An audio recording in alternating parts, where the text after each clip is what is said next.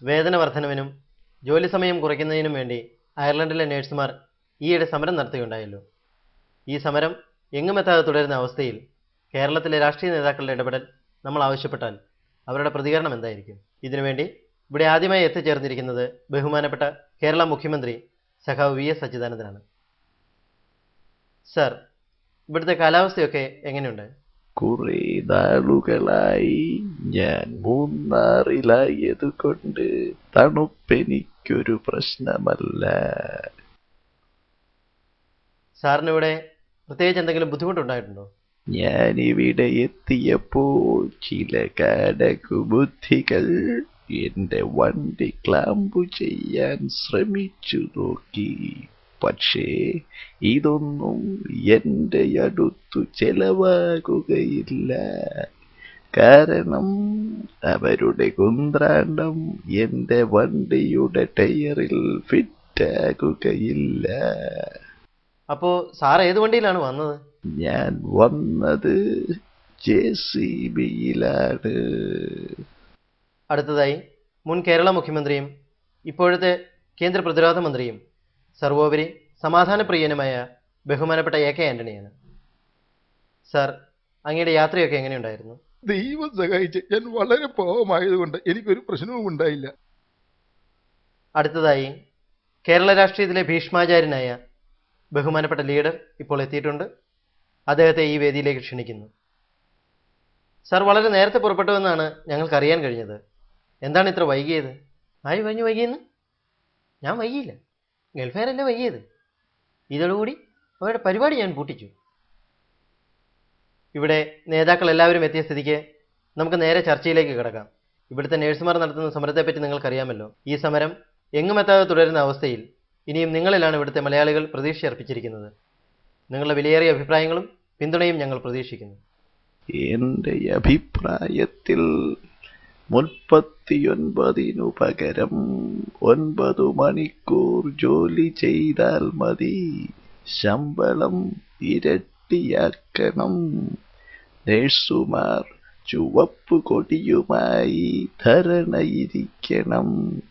പ്രവർത്തനം സ്തംഭിപ്പിക്കണം. നിങ്ങൾക്ക് എവിടെ ചെന്നാലും ചുവപ്പോടി കുത്തണം. അല്ല, നിങ്ങൾ എന്താണ് ഈ പറയുന്നത്? നാട്ടിൽ സർക്കാർ വശത്തിൽ നക്കപ്പിച്ച ശമ്പളത്തിൽ 7 ദിവസവും ജോലി ചെയ്തിരുന്ന നിങ്ങൾക്ക് ഇവിടെ എന്തിന്റെ കുറവാണ്? അല്ല, എന്തിന്റെ കുറവാണ് നിങ്ങൾക്ക്? 39 മണിക്കൂർ കഴിഞ്ഞ് നിങ്ങൾക്ക് സുഖമായി ഉറങ്ങുകയല്ലേ? ശമ്പളവും എത്ര ലക്ഷം രൂപയും നിങ്ങൾക്ക് ശമ്പളം കിട്ടും. മനുഷ്യൻ ഇത്രയ്ക്ക് അത്യാഗ്രഹം പാടില്ല. എൻ്റെ അഭിപ്രായത്തിൽ നേതൃമാറ്റം വേണം. അല്ല, നിങ്ങൾ എന്താണ് ഉദ്ദേശിക്കുന്നത്? എവിടെ ചെന്നാലും നേതൃത്വ മാറ്റം. അല്ല, ഇവിടെ ആരെ മാറ്റാനാണ് നിങ്ങൾ പറയുന്നത്? INA തലപ്പത്ത് എൻ്റെ പപ്പിക്കുട്ടിയും മുരളിമോനും വന്ന് നോക്കട്ടെ. മാറ്റം വരും, മാറ്റം വന്നിരിക്കും. മാറ്റം വരില്ല, നാറ്റം വരും. നിങ്ങൾ പല ഊഴത്തോരും പറയാറുണ്ടെങ്കിലും ഇപ്പൊ പറഞ്ഞത് കറക്റ്റാ. നമ്മൾക്കിവിടെ ഒരു വാക്കുതർക്കമല്ല വേണ്ടത്, സമരത്തിന് ഒരു പരിഹാരമാണ്. ഇതിന് പറ്റിയ ഒരു ഫോർമുല എൻ്റെ കയ്യിലുണ്ട്. തന്റെ ഫോർമുല തന്റെ കയ്യിൽ തന്നെ വെച്ചാൽ മതി. അതെനിക്ക് ഇഷ്ടമായി. ഇയാളോട് പറഞ്ഞു നിൽക്കാൻ ഇയാളെ കണ്ടേ പറ്റൂ. ഇപ്പോൾ സമരം പരാജയത്തിന്റെ പാതയിലാണ്. ഇത് വിജയിപ്പിക്കാൻ ഒരു വഴി പറഞ്ഞു തരൂ. വളരെ സമാധാനപരമായി ഗവൺമെന്റുമായിട്ട് ചർച്ച ചെയ്ത് തീർക്കാവുന്ന കാര്യമേ ഉള്ളൂ. കൂടി വന്നാൽ മാക്സിമം ഒരു മൗനജാഥ. ഇതുകൊണ്ട് ഈ പ്രശ്നത്തിന് പരിഹാരമാകുമെന്നാണോ നിങ്ങളുടെ അഭിപ്രായം? ഇതൊന്നുമല്ലാതെ വേറെ നല്ല ഫോർമുലയുണ്ട്. ഒരു പ്രയോജനമില്ലാത്ത കുറെ ഫോർമുലകളുമായി ഇയാൾ വരും. ഇതുകൊണ്ടൊന്നും തീരില്ല.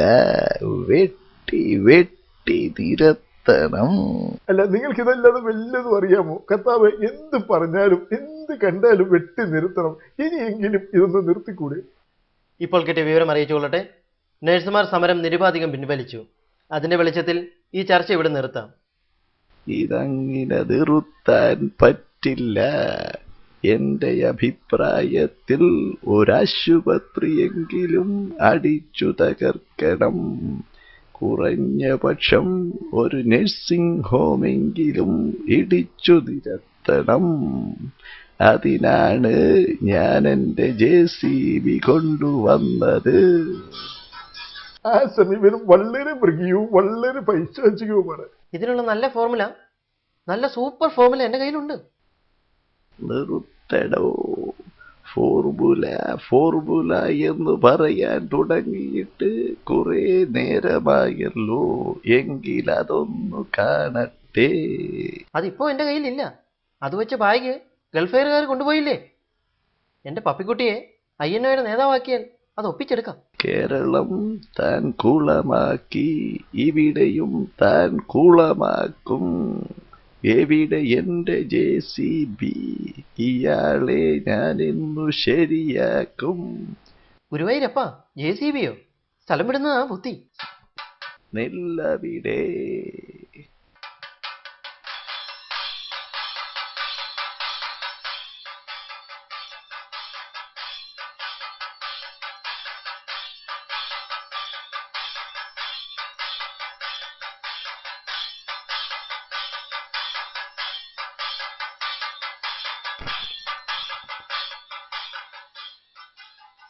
എന്റെ പൊന്നു സിസ്റ്റർമാര്, ഇവിടെ എന്താ ഒരു കുഴപ്പം? നല്ല ഭരണമല്ലേ ഇവിടുത്തത്? ഞാൻ കേരളം ഭരിച്ചതുപോലെ തന്നെ. നിങ്ങൾ ഈ ആവശ്യമില്ലാത്ത സമയത്തിനും പോകാതെ മനസ്സമാധാനമായിട്ട് ജോലി ചെയ്യുക. അതുപോലെ കെട്ടിയവന്മാര്, നിങ്ങൾ വീട്ടുജോലിയൊക്കെ ചെയ്ത് പിള്ളേരെയൊക്കെ നോക്കി ഈ തണുപ്പത്ത് 2 സ്കൂളിൽ വിട്ട് മര്യാദയ്ക്ക് വീട്ടിലിരിക്കുക. അവന്മാർ പറയുന്നൊന്നും കേൾക്കണ്ട. ഞാൻ പോകട്ടെ. നമസ്കാരം.